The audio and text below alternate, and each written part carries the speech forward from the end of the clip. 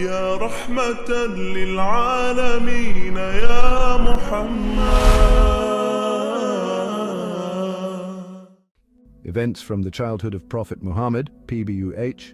One of the well-known events from the childhood of the Prophet Muhammad, PBUH, is the incident of Shaq al-Sadr, the splitting of the chest. There is a disagreement regarding the age at which this incident occurred. Some narrations mention the age of 2.5, some 3, some 4, and some 5 years. The more credible opinion is that he was 4 or 5 years old as the Prophet, PBUH, reported this event to his foster parents, something a child of 4 or 5 years could do. At the time of this incident, it is said that he was grazing sheep, although this detail is not mentioned in Sahih Muslim. Instead, it mentions that he was playing with other children. According to Sahih Muslim, while the Prophet, PBUH, was playing with other children, angel Gabriel, came, took hold of him, laid him down, split open his chest, removed his heart, and extracted a portion from it, saying that it was the part belonging to Satan. He then washed the heart with Zamzam water in a golden basin and placed it back in its place. The other children, seeing this, rushed to his foster mother and told her that Muhammad, PBUH, had been killed. The household, alarmed, found the Prophet, PBUH, with a changed complexion. Anas, R.A., reported that he could see the marks of stitching on the Prophet's PBUH chest. Some scholars say that the incident of Shaq al-Sadr occurred 3 times. They suggest it happened again just before the prophethood, but this is incorrect. The narration in Sahih Muslim that mentions the splitting of the chest before the revelation of the first Wahi, revelation, and the Miraj, ascension, is likely due to a narrator's error, as the Miraj occurred after the prophethood, not before. The 3rd time it is said to have occurred was during the night of Miraj, but it was actually the 2nd time. According to a narration in Sahih Bukhari, on the night of Miraj, angel Jibril, A.S., came to the Prophet, PBUH, split open his chest, washed it with Zamzam water, and filled it with faith and wisdom from a golden tray before sealing it and taking him on the journey through the heavens. The wisdom behind Shaq al-Sadr is that the Prophet's PBUH personal Satan, Kareen, became obedient to him. As mentioned in Sahih Muslim, when Ayman Aisha, Ore, asked the Prophet, PBUH, if everyone had a companion devil, he replied affirmatively. She then asked if he had one too, and he responded that he had made his obedient and a Muslim. After the incident of Shaq al-Sadr, Halima Sa'adiya, in fear, returned the Prophet, PBUH, to his mother in Mecca. Subsequently, his mother took him on a journey to Yathrib, Medina, to visit his maternal relatives. At the age of 6, on the return journey from Yathrib, his mother passed away at Al-Abwa and was buried there. According to Sahih Muslim, when the Prophet, PBUH, asked for permission to seek forgiveness for his mother, it was not granted. But when he asked for permission to visit her grave, it was granted. During the journey to Medina, along with the Prophet's mother Amina, her maidservant Ayman, R.A., also accompanied them. Ayman, R.A., who was originally from Abyssinia, played a significant role in the Prophet's early life. She was initially a servant of the Prophet's father, Abdullah, and after his death she served Amina. Following Amina's death, Ayman took care of the young Prophet Muhammad, PBUH, ensuring his well-being by clothing and feeding him. Ayman, R.A., was among the earliest converts to Islam and participated in both the migrations to Abyssinia and Medina. She also took part in significant battles such as Uhud, Khaybar, and Hunain, where she tended to the wounded. During the slander incident against Aisha, R.A., the Prophet, PBUH, consulted Ayman, who vouched for Aisha's integrity, saying she had only seen goodness in her. The Prophet, PBUH, arranged the marriage of Ayman to his adopted son, Zayd ibn Haritha, R.A., from whom their son Usama ibn Zayd, R.A., was born. Usama, R.A., was dearly loved by the Prophet, PBUH. According to a narration in Sahih Bukhari, the Prophet, PBUH, stated that Zayd was the most beloved to him, and after Zayd, his son Usama was most beloved. The Prophet, PBUH, frequently visited Ayman, R.A., and sent her gifts. Upon the Prophet's passing, Ayman wept profoundly. Abu Bakr and Umar, R.A., comforted her by reminding her that the Prophet, PBUH, was now in a better place.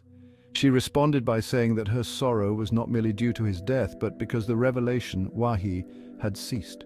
Abu Bakr and Umar, R.A., also wept upon hearing her response. Ayman, R.A., wept again after the death of Umar, R.A., stating that her tears were now for the weakening state of Islam. She passed away in the early period of Uthman's R.A. caliphate. After the death of the Prophet's mother, his grandfather, Abdul Muttalib, took him under his care. The Banu Mudlij tribe, known for their skill in physiognomy, had remarked to Abdul Muttalib about the striking resemblance between the footprints at Maqam Ibrahim and those of the young Muhammad, PBUH, advising him to take special care of the child. The Prophet, PBUH, mentioned in a Sahih Bukhari narration that he resembled Prophet Ibrahim, AS, the most among his descendants.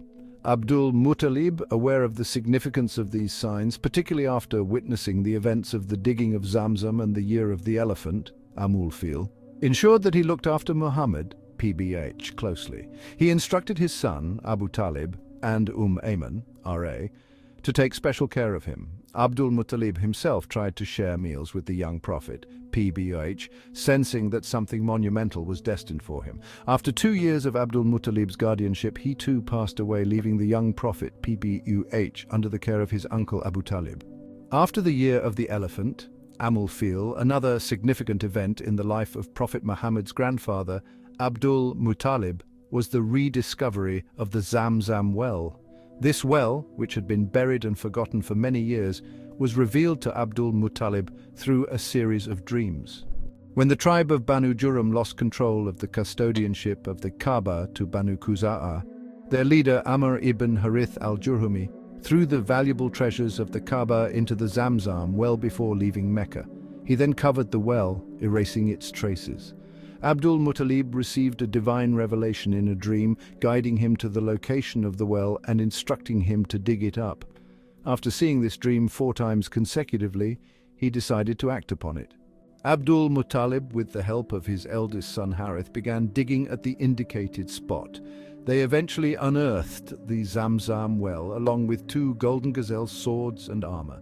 Abdul Muttalib melted the golden gazelles to create a golden door for the Kaaba and made the Zamzam well accessible to everyone, ensuring it remained a communal resource. After Abdul Muttalib's death, the guardianship of Prophet Muhammad, peace be upon him, passed to his uncle Abu Talib, as well as Zubayr, both of whom were his paternal uncles. Zubayr soon passed away, leaving Abu Talib as the primary caretaker.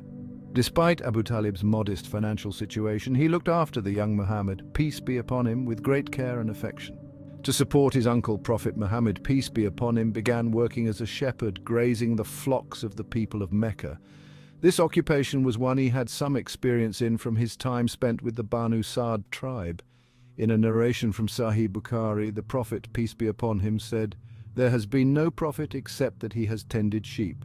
Some critics have questioned this narration by pointing out that certain prophets, such as Solomon or Suleiman and Joseph or Yusuf, were not known to have been shepherds. However, upon closer examination, the role of a shepherd plays a significant part in shaping a person's character and abilities. Here are a few reasons why shepherding is relevant. 1. Humility and modesty. Living among and tending to sheep instills a sense of humility and modesty. The qualities of the animals one spends time with can influence one's own demeanor. 2. Leadership and administration. Shepherding teaches valuable skills in management and leadership. A shepherd must oversee and care for the flock, ensuring their safety and well-being, much like how a leader must look after their people. 3. Bravery and courage. Facing and defending against wild predators instills bravery and courage in the shepherd, necessary traits for standing up to challenges and adversaries. 4. Compassion and care. Caring for the flock, especially the sick or weak ones, nurtures a sense of compassion and mercy, essential for anyone who is to guide and protect others. Thus, Prophet Muhammad's, peace be upon him, time as a shepherd played a crucial role in his early development, preparing him for the responsibilities and challenges he would later face as the leader of the Muslim community. To be continued.